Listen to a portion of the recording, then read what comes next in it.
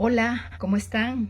Bienvenidas y bienvenidos a nuestra ponencia del día de hoy titulada Variación de la medida socioeducativa de internación y el beneficio de libertad restringida.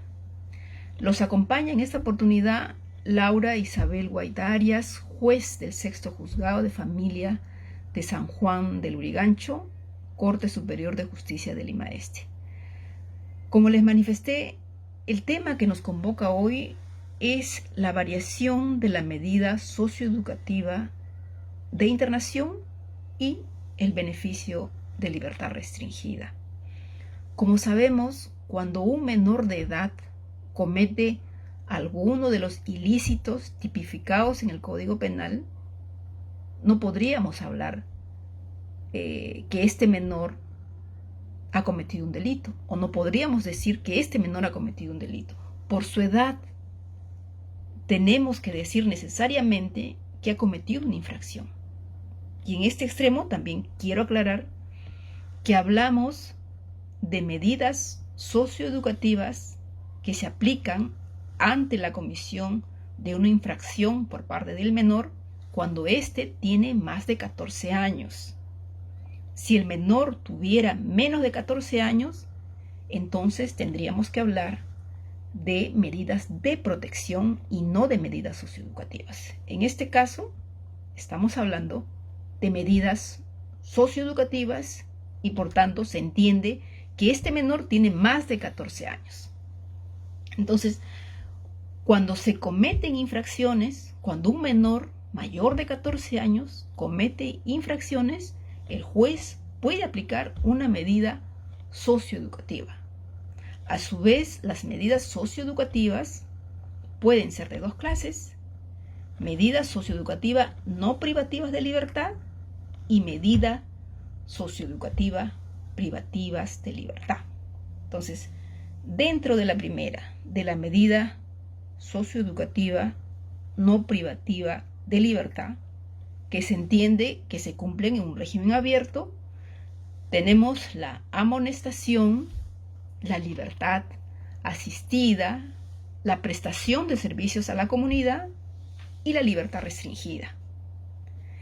Y dentro de la medida socioeducativa privativa de libertad, tenemos la internación del menor en un centro juvenil.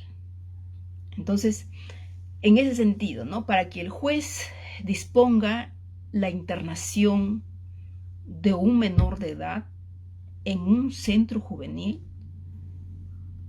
el hecho que ha cometido, la infracción que ha cometido, debe ser de extrema gravedad.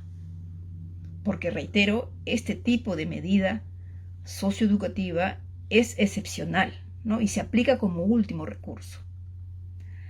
Entonces, para que el juez disponga la internación de este menor, hay que cumplir con ciertos presupuestos que se encuentran regulados en el artículo 162 del Código de Responsabilidad Penal del Adolescente.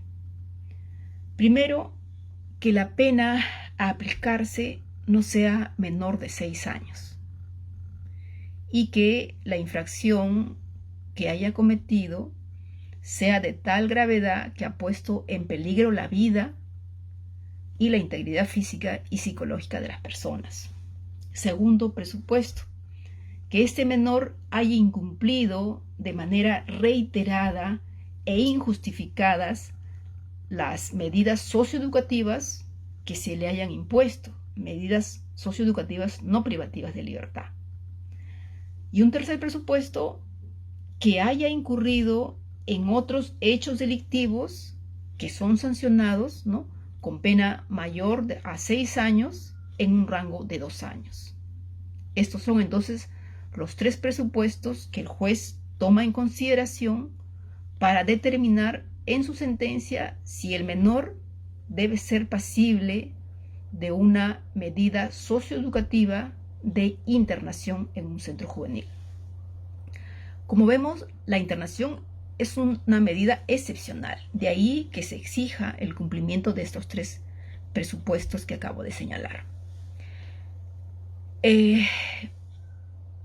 Ahora estamos en el supuesto de un menor, ¿no?, que está cumpliendo una medida socioeducativa de internación en un centro juvenil y existe el pedido de su defensa de variar la medida de internación por una medida de libertad restringida.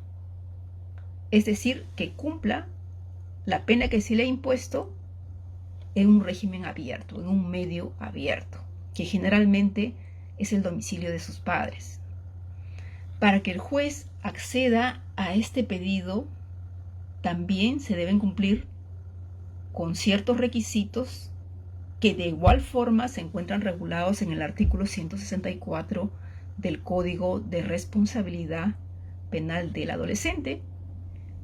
Y estos requisitos son, en primer lugar, el cumplimiento de la tercera parte de la pena.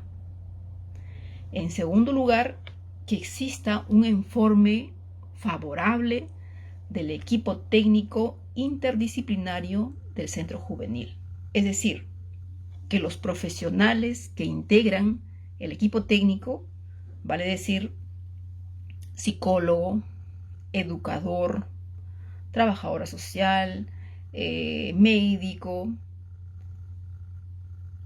hayan plasmado en su informe una opinión favorable para que este menor pueda cumplir el resto de la pena en un régimen abierto, en un medio abierto, en su domicilio.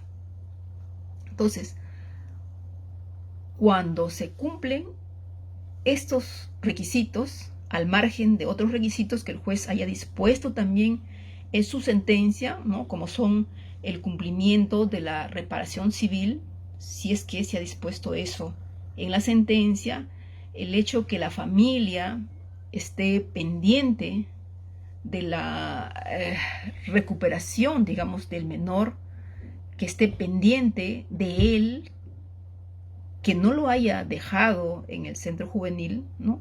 Porque se dan casos que cuando un menor es internado en un centro juvenil, la familia prácticamente lo abandona, digamos. En este caso en particular, estamos en ese supuesto, que el menor ha cumplido las 2/3 partes de la pena, que tiene un informe favorable del equipo técnico interdisciplinario, que está cumpliendo con el pago de la reparación civil, que cuenta con el apoyo de la familia. Entonces, en estos casos, el juez tiene la opción de reducir la duración de la internación, puede variar la medida de internación por otra medida de menor intensidad, o si no, también puede mantener la medida impuesta. En el presente caso, entonces, nos ponemos ante el supuesto que el juez considera atendible lo solicitado por el abogado, ¿no? Ve, en el caso en concreto, que está cumpliendo con esos requisitos que los exige el Código de Responsabilidad Penal y también con las medidas accesorias que él dispuso en su sentencia, y considera atendible el pedido, puede variar la medida de internación por la de libertad restringida. Puede hacerlo en audiencia, siempre en audiencia o previa audiencia, siempre. Entonces, en este caso, si opta por la medida socioeducativa de libertad restringida, que es una medida que se cumple en un medio abierto, generalmente en el domicilio del menor, el menor tendrá necesariamente, ¿no?, que cumplir de manera obligatoria los programas de enfoque formativo que imparte el Servicio de Orientación del Adolescente, los llamados SOA, necesaria y obligatoriamente. Si bien abandona el centro juvenil y pasa al domicilio de los padres, sin embargo, es el SOA quien tiene que hacer seguimiento, que el menor cumpla, ¿no?, con las disposiciones que emana esta entidad. Entonces, agradezco la atención brindada. Y hasta aquí terminamos el tema de hoy.